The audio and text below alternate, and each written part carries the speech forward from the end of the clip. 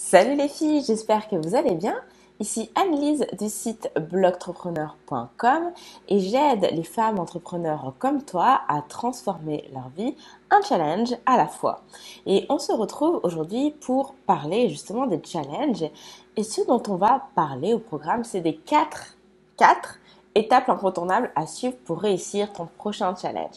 Parce que dans les précédentes vidéos, on a parlé des mythes au sujet des challenges, des erreurs qu'il fallait éviter, de comment bien définir son sujet, etc., etc. Mais il est temps que je te donne un petit peu la marche à suivre pour t'assurer de réussir ton challenge à tous les coups. Parce que évidemment, c'est tout ce que je te souhaite, c'est d'arriver à organiser un challenge du feu de Dieu qui te permette d'avoir de nouvelles clientes.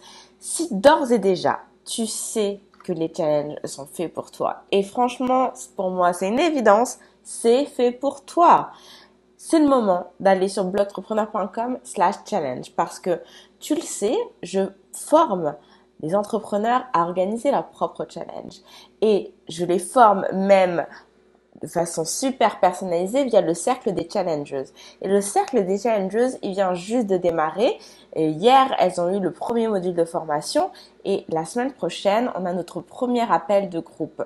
Donc si jusque-là tu hésitais, c'est vraiment le moment de t'inscrire parce que le premier rendez-vous, c'est la semaine prochaine. Donc, rendez-vous sur blogtrepreneur.com/challenge. Et si tu veux suivre la formation à ton rythme, c'est à la même adresse. Là, pour le coup, tu t'inscris, ça démarre tout de suite. T'as pas à attendre. C'est dispo instantanément. Donc, les 4 étapes pour réussir ce challenge. Quelles sont-elles? La toute première étape, c'est déjà de poser de solides fondations à ton challenge pour t'assurer qu'il vende. C'est quoi ces solides fondations?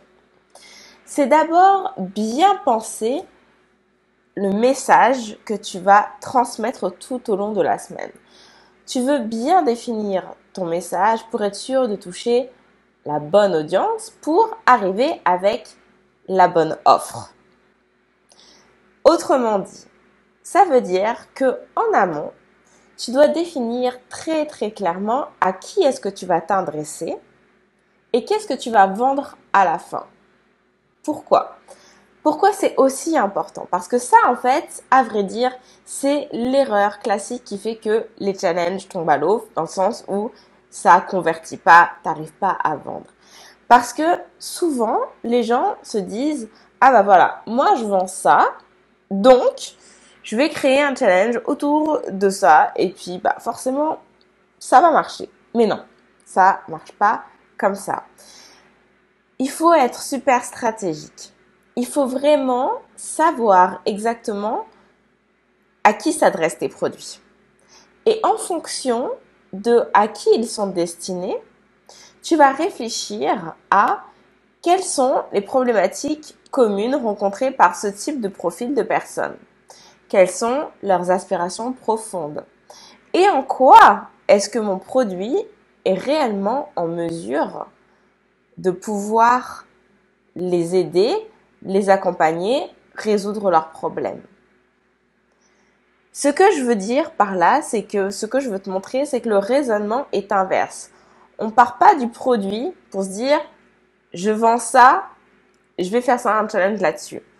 On part des gens que tu veux servir et on va les amener au produit, au bout du challenge.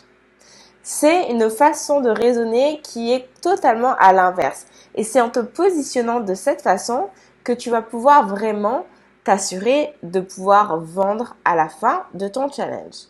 Donc, il faut que tu délimites très clairement sur quel sujet va porter ton challenge pour que ça soit vraiment en totale adéquation avec les préoccupations des personnes que tu veux cibler. Une fois que tu as délimité ton sujet, va venir l'étape clé qui est de trouver le bon titre. Parce que je veux pas dire que le titre fait tout, mais le titre fait vraiment pour beaucoup. Parce que à partir du moment où vous allez faire la promotion de votre challenge, peut-être même que vous allez faire de la publicité Facebook. Si vous voulez retenir l'attention des internautes pour qu'ils s'inscrivent à votre challenge, tout va être dans le titre et dans le visuel. Mais la première chose qu'ils vont voir, c'est le titre, c'est la première ligne. Il vous faut donc un titre accrocheur. Et je vais vous faire un parallèle pour que ça soit sans équivoque et très parlant. C'est comme la presse, les journaux. Ils passent énormément de temps à réfléchir à un bon titre parce que ce sont les gros titres qui font vendre, tout simplement. Dans un kiosque, c'est parce que on va voir un gros titre qui nous dit « Ah tiens, j'ai envie de savoir », qui suscite la curiosité, qu'on va acheter le magazine parce qu'on a envie d'en savoir plus. C'est pareil sur Internet d'ailleurs, hein, c'est pas pour rien que les clickbait marchent aussi bien, c'est parce que quand vous avez des titres accrocheurs, ça vous garantit d'avoir plus de visites. Et ben c'est pareil pour votre challenge. Si vous voulez avoir des participants, il vous faut un excellent titre, sans pour autant, hein, parce que j'ai parlé du clickbait, tomber dans les titres buzz qui vendent du vent en fait derrière et qui ne tiennent pas leurs promesses. Ce n'est pas ma façon de travailler, ce n'est pas la façon que je transmets à mes clientes de faire. Justement, la réussite de votre challenge tient sur le fait de tenir votre promesse. Donc, non seulement vous devez avoir un titre qui soit accrocheur, mais vous voulez tenir votre promesse parce que c'est parce qu'à la fin de la semaine, les gens en auront eu, non pas pour leur argent puisque votre challenge est gratuit, mais pour leur investissement en termes de temps puisqu'ils vous ont suivi tout au long de la semaine, parce que effectivement vous avez livré ce sur quoi vous vous êtes engagé et que donc ils ont réussi à atteindre l'objectif promis à l'issue du challenge, qu'ils vont avoir envie d'acheter. C'est grâce, n'oubliez pas, je vous en ai parlé déjà précédemment, à cette petite victoire que vous leur avez permis d'obtenir, que dans leur cerveau, la transition va se faire « Ok, c'était gratuit, c'était génial et justement, ça m'a permis d'enfin arriver à faire ce truc qui me prenait la tête depuis aussi longtemps. J'ai envie d'aller plus loin, donc oui, je vais payer, je vais acheter son produit, je vais booker ses services. » C'est grâce à ça. Donc, réfléchissez bien à votre titre. Le titre est essentiel. Ok? Et dans la formation des challengeuses, je vous ai préparé comme un générateur de titres, en fait, pour vous aider avec ça. Parce que c'est pas évident de trouver des bons titres. Hein, c'est un peu tout un art, même, j'ai même envie de dire. Et autant souvent on a des idées pour les autres, mais pour soi-même, c'est toujours plus difficile de trouver les bonnes formulations. Donc, je vous ai préparé déjà des petites formules prêtes à l'emploi avec, il n'y a plus qu'à remplir les petits trous. Ok? Donc ça, c'est dans la formation des challengers, vous allez pouvoir retrouver. Les bonnes fondations, c'est donc le bon message, la bonne cible, le bon sujet, le bon titre et évidemment le bon contenu thématique. Qu'est-ce que je veux dire par là? Chaque jour, on est en live. Donc chaque jour, il faut quelque chose à raconter. Et on n'est pas là juste pour blablater, histoire d'occuper l'espace. Hein, puisqu'on veut aider les gens à atteindre un objectif à l'issue de la semaine. Donc ça veut dire qu'il faut bien construire son plan. Quand je dis son plan de contenu, les informations que l'on va transmettre tout au long de la semaine. Parce que non seulement on veut leur permettre d'atteindre l'objectif, mais aussi et surtout, puisque c'est seulement à la fin de la semaine que l'on va parler de notre produit et de nos services, on veut faire en sorte de leur donner envie de revenir chaque jour. Et pour ça, il faut bien construire sa séquence, il faut bien construire ses lives de façon à leur donner une motivation suffisante, une raison suffisante d'être là le lendemain. Donc ça se prépare vraiment en amont. Et c'est là-dessus que repose la réussite de votre challenge. Le titre, parce que c'est ça qui va donner envie aux gens de s'inscrire. Le contenu thématique journalier, parce que c'est ça qui va leur donner envie de revenir chaque jour et donc qui va leur donner l'opportunité d'être présent lorsque vous allez présenter votre produit et votre service. Évidemment, plus il y a de monde exposé, plus vous avez de possibilités de vendre à l'issue. Donc c'est tout dans votre intérêt que les gens ne décrochent pas au fur et à mesure de la semaine. Et l'étape préalable est bien sûr d'avoir donc bien ciblé à qui on s'adresse, qu'est-ce qu'on va proposer, pourquoi, pour qui, comment. D'accord? Donc ça, c'est la première étape qui repose donc sur ce socle de résoudre une problématique qui va nous permettre d'avoir la bonne approche pour présenter notre offre payante.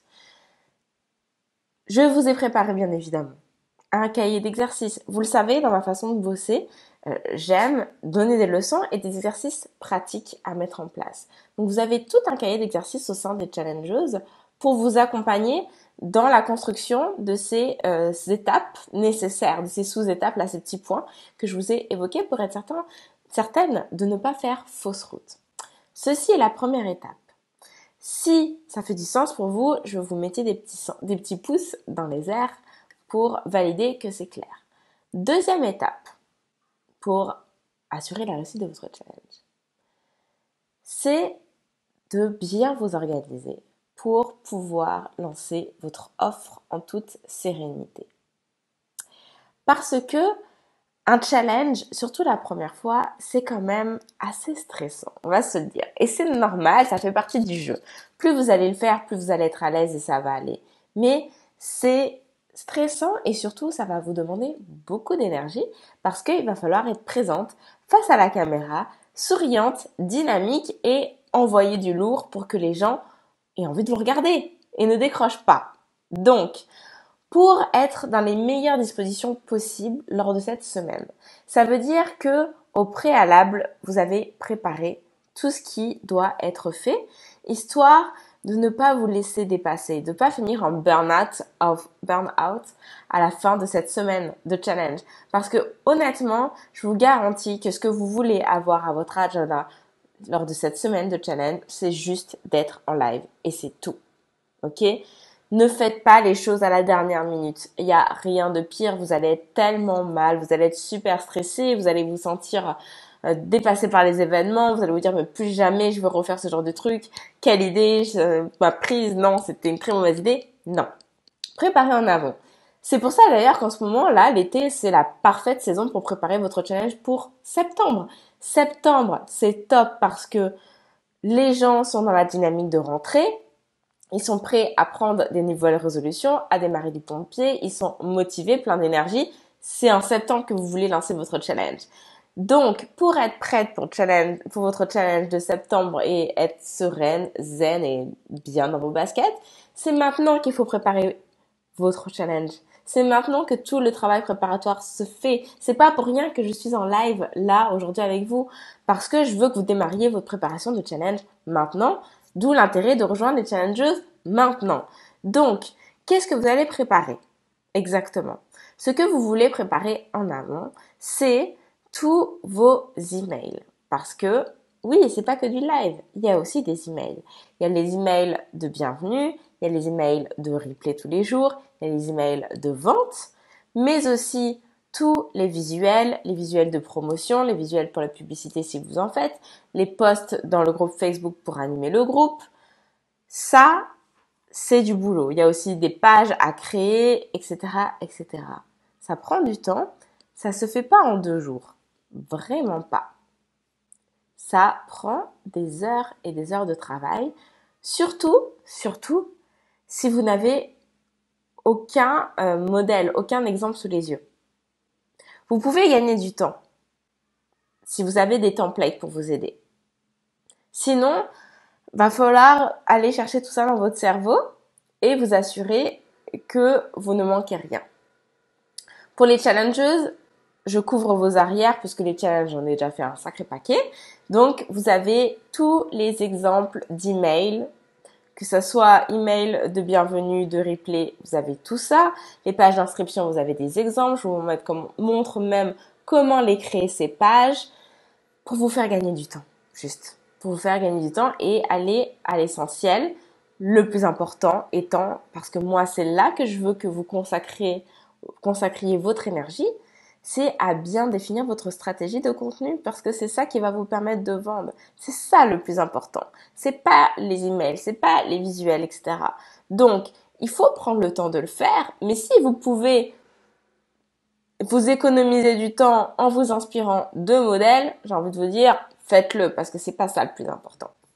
D'accord? Donc, vous préparez tout pour que durant la semaine de challenge, vous soyez zen. Que ça soit un lancement en toute sérénité, vous avez juste à être au rendez-vous chaque jour devant votre caméra, à répondre aux questions, à commenter, à interagir dans le groupe si vous le souhaitez, et c'est tout. Je vous ai préparé pour que vous sachiez exactement par où commencer. Une checklist du matériel à prévoir pour lancer votre challenge, une checklist des étapes à suivre pour créer l'événement autour de votre challenge. Je vous ai concocté un tableau Trello parce que vous le savez, j'adore Trello, pour que vous sachiez exactement qu'est-ce que vous devez faire, quand, etc. avec un calendrier, évidemment, pour que chaque jour, vous n'ayez pas à vous casser la tête de qu'est-ce que je fais maintenant pour mon challenge. Non, vous savez déjà, tel jour je dois faire ça, tel jour je dois faire ça, tel jour je dois faire ça.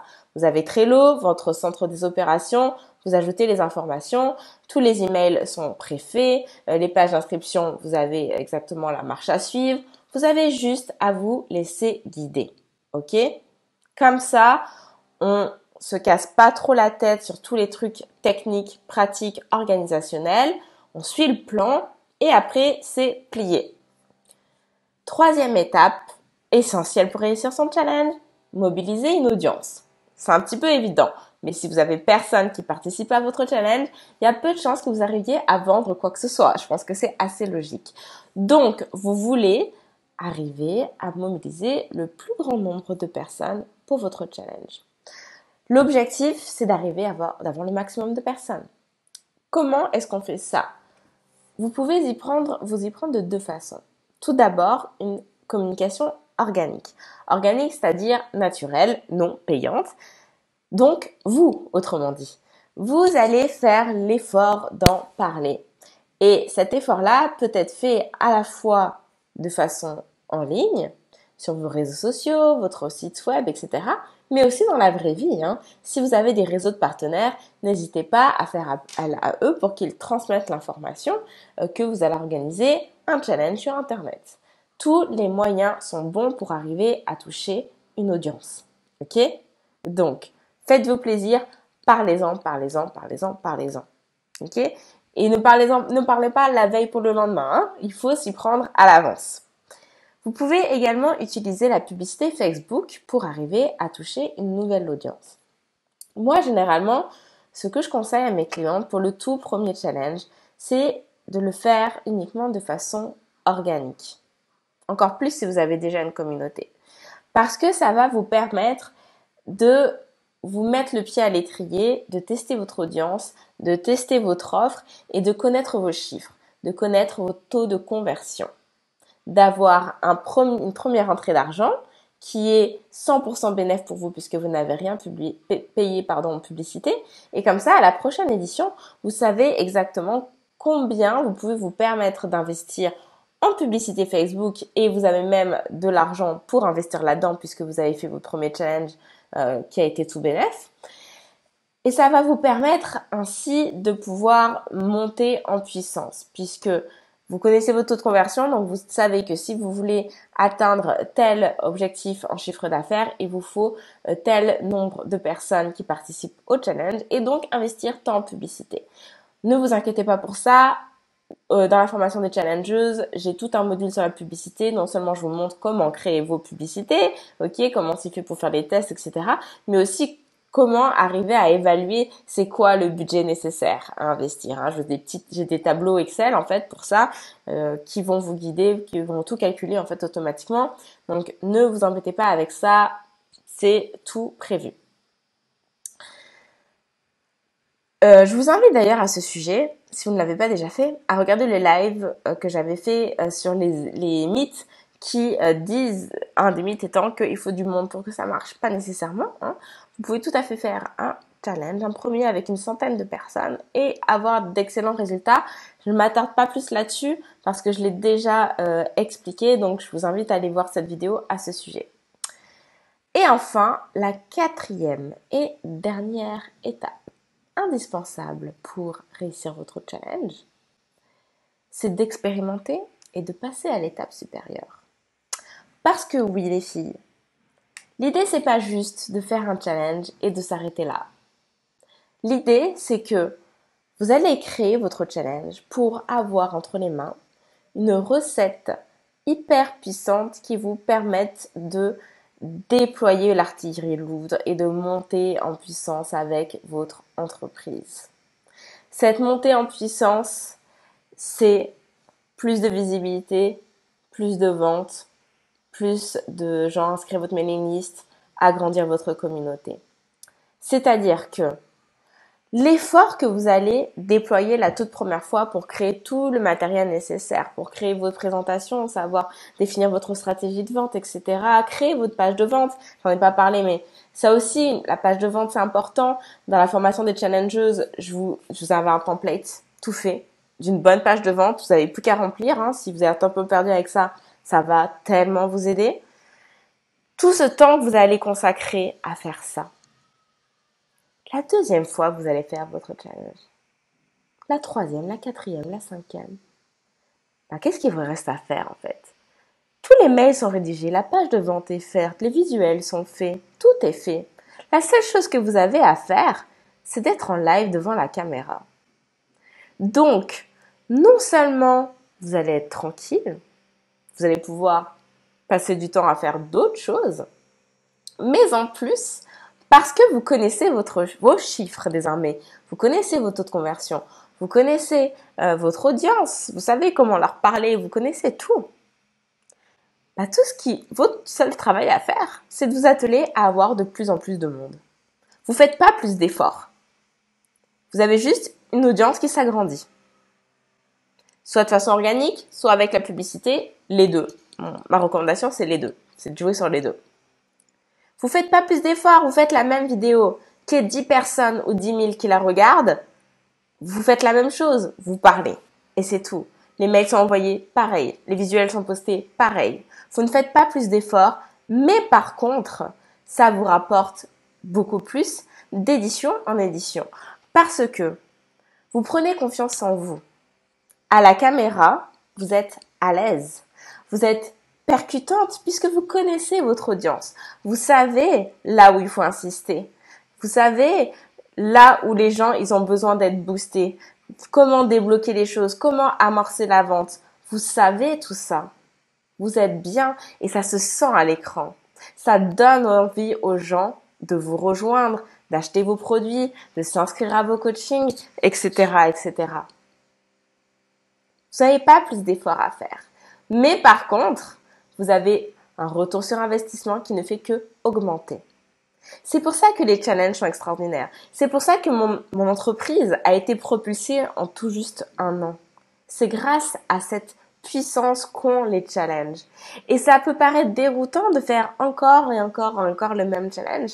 Mais les filles, ça l'est pas. Puisqu'à chaque fois, vous allez toucher des nouvelles personnes qui n'ont jamais participé à vos challenges. Et ça ne vous demande pas plus d'efforts. Vous pouvez enfin avoir du temps à vous consacrer, à faire d'autres choses, à peut-être voyager, à avoir du temps pour votre famille, à juste vous ressourcer, à faire du sport, enfin je ne sais pas. C'est quoi vos aspirations dans la vie? Eh bien, enfin, vous allez pouvoir vous permettre de le faire grâce à ça. C'est pas top ça? Mettez-moi des petits pouces dans les airs pour ça. Je suis sûre que oui. Donc, pour expérimenter et passer à l'étape supérieure, ça va vous demander d'être en capacité de faire un travail d'analyse à chacun de vos challenges. Vous allez regarder les chiffres. Les chiffres, c'est important. Vous allez regarder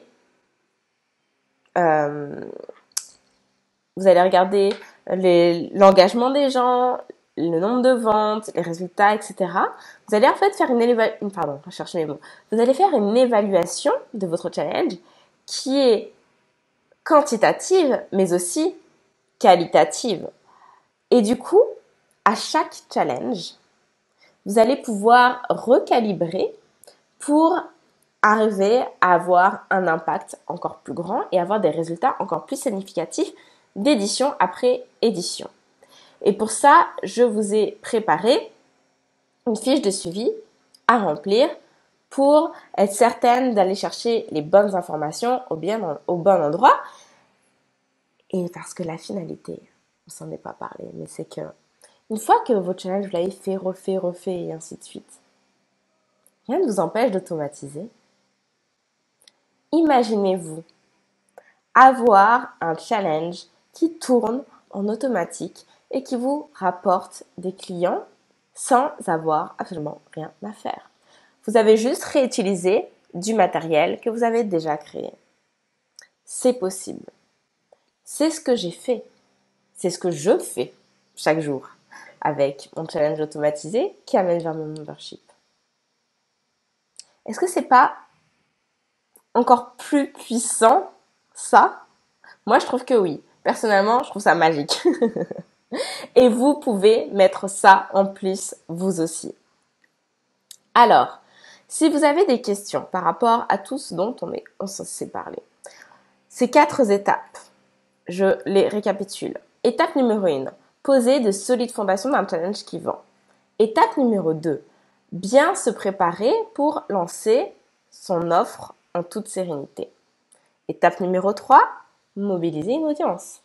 Et l'étape numéro 4, c'est d'expérimenter pour pouvoir monter en puissance édition après édition et voire même aller jusqu'à automatiser pour faire rentrer de nouveaux clients tous les jours en automatique sans avoir rien à faire. Si vous êtes prêt pour ça, si ça vous parle comme façon de travailler, parce que vous êtes comme moi une adepte d'avoir une présence en ligne qui soit efficace et rentable. Je veux que vous alliez sur blogtrepreneur.com/challenge et que vous alliez rejoindre les challengeuses. Si vous voulez travailler en direct par rapport à votre challenge avec moi, le cercle des challengeuses a démarré et le premier rendez-vous d'appel de groupe a lieu la semaine prochaine. Donc, rendez-vous dès maintenant sur blogtrepreneur.com/challenge pour prendre votre place. C'est l'été, c'est le parfait moment pour préparer votre challenge pour la rentrée. Et si vous me regardez en replay, que l'été est passé, c'est pas grave. Vous pouvez vous préparer pour janvier, pour juin, peu importe la saison. Il faut vous y prendre à l'avance pour préparer votre challenge. C'est un travail, un gros travail qui vous demande plusieurs semaines. Si vous voulez être à la cool, 2 mois d'été, c'est parfait pour être prête et faire ça sans stress, en toute sérénité. Oui, c'est un investissement en termes de préparation, mais n'oubliez pas ce que je vous ai dit. Une fois que ce travail est fait, il n'est plus à faire. Et c'est ça qu'on aime. Je vous souhaite une excellente soirée les filles. Je vous dis à très bientôt. Salut, salut!